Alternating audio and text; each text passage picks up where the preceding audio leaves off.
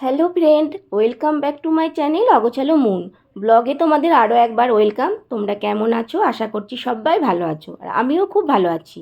আজকে একটা রেসিপি তোমাদের সাথে শেয়ার করছি, ভিডিওটা স্কিপ না করে ফুল দেখো। ভালো লাগলে লাইক কমেন্ট করতে ভুলো না। তো হ্যাঁ, আমি আজকে তোমাদের সাথে শেয়ার করব হচ্ছে হাঁড়ি মটন। হাঁড়ির মধ্যে মটন রান্না করে তোমাদেরকে দেখাবো।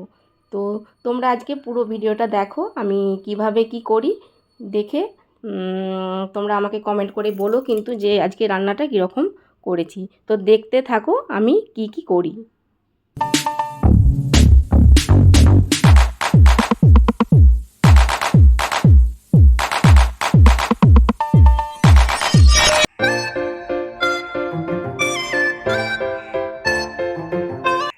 তো আমি এখানে 500 গ্রাম মটন নিয়ে নিয়েছি একটা থালার মধ্যে।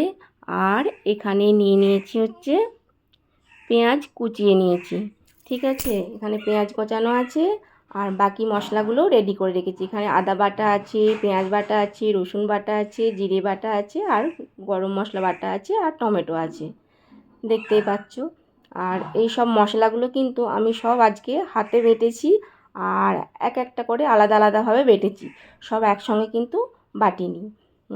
জিরে, তারপরে হচ্ছে যে আদা, রসুন, পেঁয়াজ, গরম মশলা সব কিন্তু আলাদা আলাদাভাবে বেটে বেটে রেখেছি, বুঝেছো। আর মিক্সিতেও কিন্তু বাটিনি। তো আজকে হচ্ছে রান্না করব হচ্ছে হাঁড়ি মটন, মানে হাঁড়ির মধ্যে মটন রান্না করব। আমার ছেলে অনেক দিন ধরেই বলছে কি মা হাঁড়ির মধ্যে মটন রান্না করো না, হাঁড়ির মধ্যে মটন রান্না করো না। তো ভাবলাম ঠিক আছে, আজকে মটন যখন এনেছি তো হাঁড়ির মধ্যেই মটন রান্না করব। তাই তোমাদের সাথে শেয়ার করছি কিভাবে রান্নাটা করছি। তো দেখো, আমি মটনের মধ্যে কোচানো পেঁয়াজগুলো দিয়ে দিচ্ছি, দেখতেই পাচ্ছ। 500 গ্রাম মটন নিয়েছি, আর সেই অনুযায়ী পেঁয়াজ দিতে হবে। তো সেরকমই পেঁয়াজগুলো একটু সরু সরু করে কোচালে খুব ভালো হয়। তো পেঁয়াজ দিয়ে দিয়েছি। তো এবার দেবো হচ্ছে আদা বেটে রেখেছি, আদার পেস্টটা দিয়ে দেবো 2 চামচ। তো দেখো আদা পেস্টটা দিয়ে দিচ্ছি।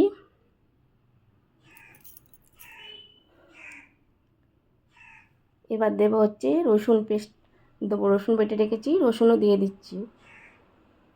মাংসর পরিমাণ যতটা থাকবে সেই অনুযায়ী তোমরা মশলাটা কিন্তু দেবে, বুঝেছো।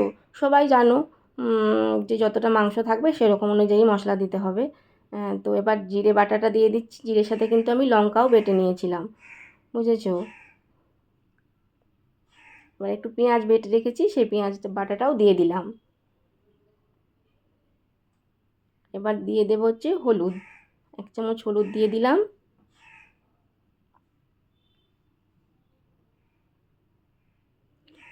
আর 1 চামচ কাশ্মীরি লঙ্কার গুঁড়োও দিয়ে দিলাম। এবার যে গোটা গরম মশলাটা বেটে রেখেছি না, ওটাও দিয়ে দেবো। তার আগে নুন দিয়ে দিলাম, পরিমাণ মতো নুনটাও দিয়ে দিতে হবে। তো গোটা গরম মশলা বেটে রেখেছি, তো সেটা এবার দিয়ে দিচ্ছি।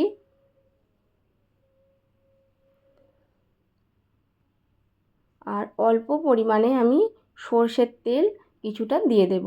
আর আমি কিন্তু অন্য কোনো রকম মশলা ব্যবহার করিনি, ঘরেতেই যা মশলা ছিল সেই রকম মশলাই দিয়েছি, বুঝেছো তো। বাইরে অন্য কোনো রকম কিচ্ছু মশলা দিইনি কিন্তু। এবার এটা ভালো করে মাখিয়ে নেব। মাখানোর কাছেই কিন্তু রান্নার স্বাদটা আসবে। এটা ভালো করে মাখিয়ে নিতে হবে। এটা মাখানোর পর কিন্তু 2 ঘন্টা মিনিমাম রাখতেই হবে, বুঝতে পেরেছো। তো এটা আমি ভালো করে মাখিয়ে নিচ্ছি। দেখো সুন্দরভাবে কিন্তু মশলাটা মাখাতে হবে কিন্তু মাংসটার মধ্যে। তো আমার মাখানো কমপ্লিট হয়ে গেছে, কত সুন্দরভাবে মাখিয়েও রেখেছি। তো আগেই বলেছি মাখানোর কাছে কিন্তু মাংসটার স্বাদটা আসবে। তো মাখানোর পরে এটা কিন্তু মিনিমাম 2 ঘন্টা তো রেখেই দিতে হয়। তো ঢাকা দিয়ে ভালো করে আমি এবার রেখে দেবো 2 ঘন্টা। তো 2 ঘন্টা রেখে দিয়েছি। আর বলেইছি যে হাঁড়ি মটন করব। তো আমি হাঁড়ি নিয়ে নিয়েছি, দেখতেই পাচ্ছ, গ্যাসের মধ্যে বসিয়ে দিয়েছি। তো হাঁড়িটা একটু ভালো করে গরম করতে দিয়েছি। আর তার আগে তোমাদেরকে বলে রাখি একটা কথা, তো হাঁড়ির মধ্যে আমি তেল তো দিয়েই দিচ্ছি। আর কি, নতুন হাঁড়ি কিনে আনলে কিন্তু মাংস সঙ্গে সঙ্গেই বা অন্য কিছু রান্না করতে যেও না। তার আগের দিনকে সারা রাত হচ্ছে হাঁড়িটার মধ্যে জল দিয়ে রেখে দেবে, নইলে কিন্তু তেল অনেকটা টেনে নেবে বা হাঁড়িটা ফেটে যাবারও সম্ভাবনা থাকবে। বুঝতে পেরেছো? আমি সেই জন্য হাঁড়িটাতে জল দিয়ে আগের দিন রেখে দিয়েছিলাম। আর তেলটার মধ্যে দেখতেই পেলে টমেটোগুলো দিয়ে দিলাম আমি, আর কিছুটা পেঁয়াজ কোচানো রেখে দিয়েছিলাম, সেটাও দিয়ে দিলাম। তো দিয়ে আমি কিছুক্ষণ নাড়বো। পেঁয়াজ আর টমেটোটা কিছুক্ষণ নেড়ে নিচ্ছি। তার আগে কিন্তু গরম মশলা, গোটা গরম মশলা দিয়েছি, তেজপাতা আর হচ্ছে যে এলাচ দিয়েছিলাম আর দারচিনি দিয়েছিলাম। তো এটা আমি বেশ কিছুক্ষণ ধরে নাড়বো। তো আমি জানি না কীরকম রান্নাটা হবে, আমিও আজকে ফার্স্ট ট্রাই করছি। তো যাই হোক, যেরকমই হোক তোমাদের সাথে শেয়ার করব। বুঝতেই পারছো তো, পেঁয়াজটা দেখছো আর টমেটোটাও দেখছো একটু একটু গলে গলে এসেছে। বেশিক্ষণ কিন্তু ভাজবো না, কিছুক্ষণ একটু ভেজে নেব। তো এবার আমি মাংসটা তুলে দিচ্ছি। যে মাংসটা আমি মশলা মাখিয়ে 2 ঘন্টা রেখে দিয়েছিলাম, সেই মাংসটা এবার তুলে দিচ্ছি।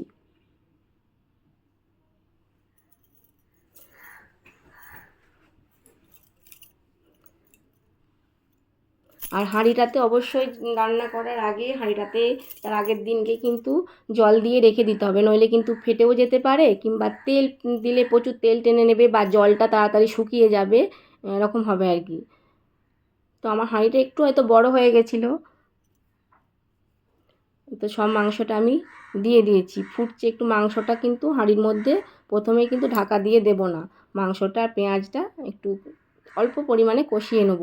আর থালাটাতে মশলাটা রেখেছিলাম না, জলও আমি বেশি দেবো না, ওই থালাটা জাস্ট মশলাটা একটুখানি ধুয়ে অল্প পরিমাণে জলটা দিয়েছি, দিয়ে একটুক্ষণ আমি কষাতে থাকবো মাংসটা। তো মাংসটা ফুটছে, দেখতেই পাচ্ছ। তো এরপরে আমি ঢাকা দিয়ে দেবো, সেই জন্য হাঁড়ির মুখটা না আটা দিয়ে ভালো করে বেতটা দিয়ে দিয়েছি। তো এবার আমি ঢাকাটাও দিয়ে দিচ্ছি। আর এটা গ্যাসটা খুব কমিয়ে করতে হবে কিন্তু, বুঝতে পেরেছো? আর মাংসটা দিয়ে ঢাকাটা দেওয়ার পর আমি কিন্তু 50 মিনিট পরে কিন্তু ঢাকা খুলেছি আর গ্যাস অফ করেছি, বুঝতে পেরেছো? তো আমার 50 মিনিট হয়ে গেছে। তো আমি এবার ঢাকাটা খুলবো, খুলে তোমাদেরকে দেখাবো যে আজকে আমার হান্ডি মটন কেমন হয়েছে। আমি নিজেও কিন্তু জানি না আজকে মটনটা কীরকম রান্না হবে, আমিও ফার্স্ট ট্রাই করছি। আমার ছেলে অনেকবার বলেছে আমাকে। তো চলো দেখি, ঢাকা খোলা হয়ে গেছে, তো দেখি। তো দেখো কত সুন্দর লাগছে, দারুণ সুন্দর লাগছে কিন্তু, দেখতেই পাচ্ছ তোমরা। আমি তুলেও দেখিয়ে দিচ্ছি, দেখতে পাচ্ছ কত সুন্দর লাগছে। আজকে আমি প্রথম দিন ট্রাই করেছি, এত সুন্দর হবে বুঝতেও পারিনি। আর খেতেও কিন্তু সত্যি বলছি বন্ধুরা, দারুণ হয়েছিল। আশা করছি আজকে আমার এই রেসিপি আপনাদেরও খুব ভালো লাগবে। আর ভালো লাগলে লাইক, কমেন্ট, সাবস্ক্রাইব বা শেয়ার করতে ভুলবেন না। সবাই কিন্তু খুব ভালো থাকবেন। আর সবাইকে বলছি, সত্যি করে বলছি, মটনটা যে আজকে এত সুন্দর হবে আমি নিজেও ভাবতে পারিনি। আমার ছেলে খেয়ে তো বলছে, মা খুব সুন্দর হয়েছে, দারুণ হয়েছে, তুমি আর একদিন চিকেন করবে এরকমভাবে। তো সত্যি বলছি, সবাইকে বলবো বন্ধুদেরকে এইভাবে বাড়িতে একবার অন্তত বানিয়ে খেয়েও দেখবে কত সুন্দর লাগবে। আর সকল বন্ধুদেরকে বলছি, আমাকে কিন্তু কমেন্ট করে জানিও কেমন হলো আমার এই হান্ডি মটন রান্না। আর তোমাদের সাথে শেয়ারও করলাম। ততক্ষণ তোমরা খুব ভালো থেকো, সুস্থ থাকো, টাটা।